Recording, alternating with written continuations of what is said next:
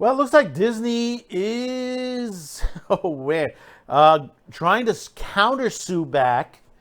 They have multiple creators or the estates of creators who are going to court and suing for the copyrights of their Marvel characters. This is affecting Spider-Man, the Avengers, and many others. Could this harm Marvel going forward with the next movies that are coming out? How could it affect it? What will happen? Or maybe it's just a nip in the bud for Disney and Marvel. But before we start, don't forget to hit that like, subscribe, share, hit that notification bell. You'll get all of our notifications here on Q2Cast TV. Well, we're going to read into this. This is Inbounding into Comics, and this came out toward the end of September. We're just now catching up on it. And you remember we did a video before talking about the Steve Ditko estate copyright claim. And now basically Marvel is striking back at this, or preferably Disney. Just one day after the public was made aware of the efforts by the estate of Steve Ditko to terminate their copyright claims to Spider-Man and Doc Strange, Marvel has countersued both the Ditko estate and a number of creators who have filed similar lawsuits in an attempt by the publisher to retain their exclusive rights to an extensive number of their iconic characters, including aforementioned two heroes and multiple Avenger members.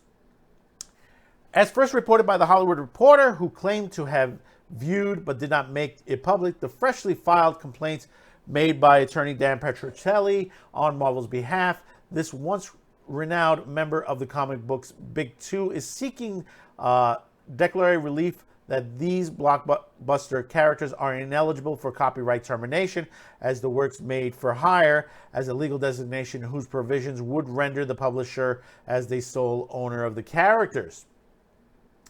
In their legal filings against Iron Man, Thor, and Ant-Man, co-creator Larry Lieber, Marvel can be seen arguing that since they're assigned the stories to write, had right to exercise creative control over Lieber's contribution and paid Lieber a per-page rate for his contributions.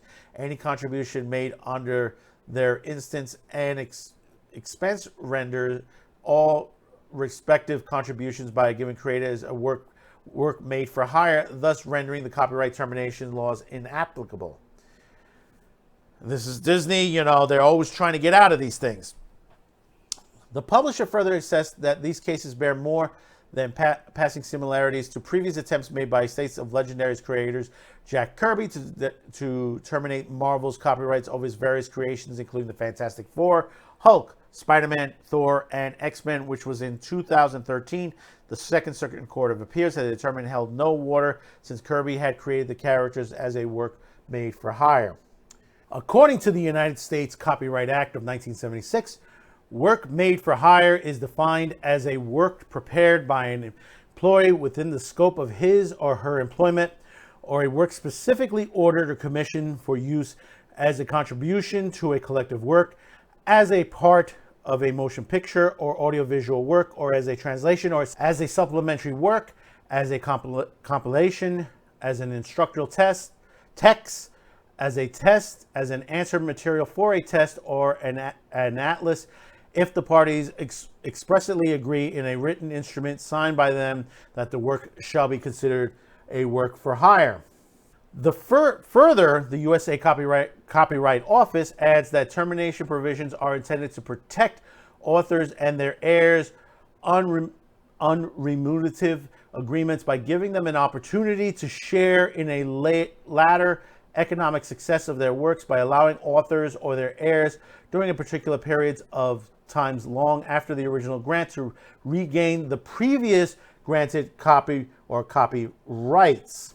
The creators who previously filed termination notice now find themselves in the sights of Marvel's legal team, as well as the respective creators, including Lawrence Lieber, creator of Iron Man, Thor, and Ant-Man, Patrick Ditko, brother of the Spider-Man, Doctor Strange co-creator Steve Ditko, and current manager of the estate, Michelle Hart Rico, and Buzz Donnell Rico III, the family of the Black Widow co-creator Don Rico, Nancy Solo and Eric Colin, the family of Falcon co-creator Gene Colan, and Anthony Deadweather, the current executor of the estate of Don Heck, who co-created Iron Man, Black Widow, Hawkeye, and Wonder Man.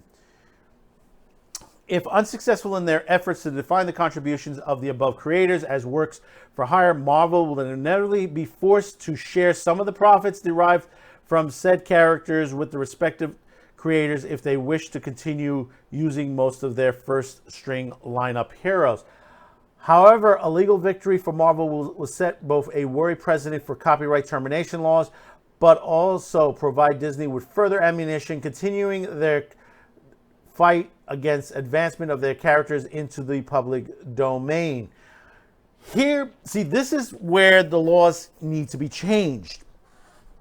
You have major corporations out there that are hanging on to products that other people have created.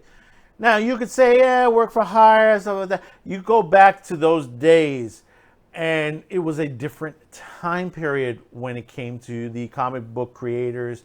All this, everything was a shake of a hand or say a gesture to the situation. Now it's like, you know, the product is being sold back, the characters are being sold back and forth to companies without actually going back to the creators and properly compensating them for their creations. They created, whether it's a work for hire, you still need to put on there.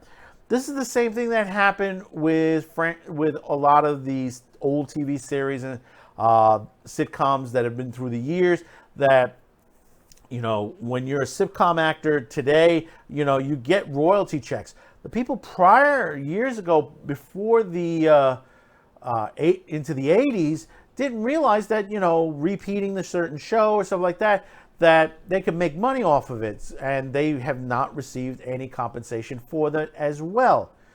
Also, on top of that, Disney has skirted the copyright regulations, you know, funding back politicians to help them. So basically, they're able to keep a monopoly over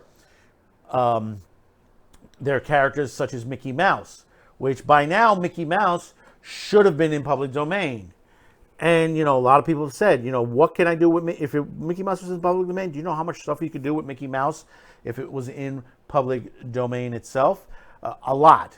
There are a lot of animators out there that are willing to make little Mickey Mouse cartoons outside of the Disney universe. But you got to remember to this situation, how many movies has Disney used from characters and stories that have been in the public domain universe?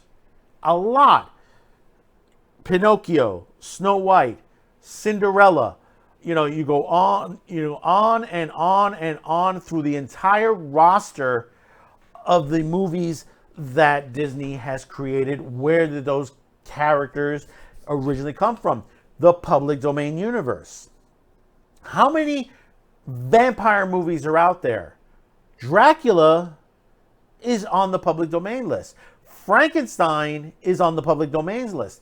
The Wolfman is on the public domain list. These are characters that any company can come in and create a movie, TV series, sitcom, whatever you want to do, because the original writers, creators, are out. Their creations are out of copyright law. So why is a big corporation as Disney allowed to continue this? One moment they're grabbing public domain stuff, and then people trying to get back their copyright, they're not allowed to have their stuff back. You know, you have to do one or the other. If you want to keep this and pay them off, that's fine. If you want to revert the copyright back to them, that's fine as well. That's even better. But you cannot hang on to these things. You cannot hang on to Mickey Mouse forever.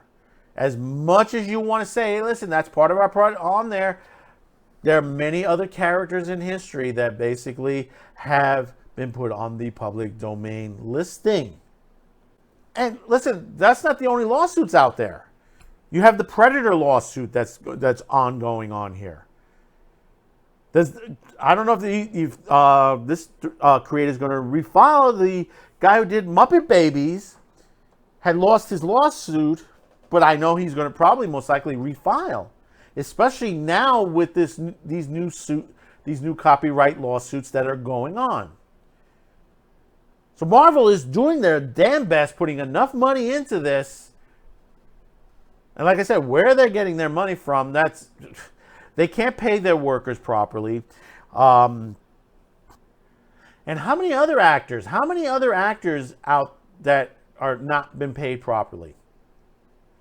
You know, they greased the palm of the star of Cruella de Vil, the Cruella de Vil movie, Emma Stone, so she would do a sequel. And why they're doing a sequel, who freaking knows on that? And considering that the 101 Dalmatians characters and stories will be coming out, their copyrights expire here in the United States in 2052 and in 2061 in the UK.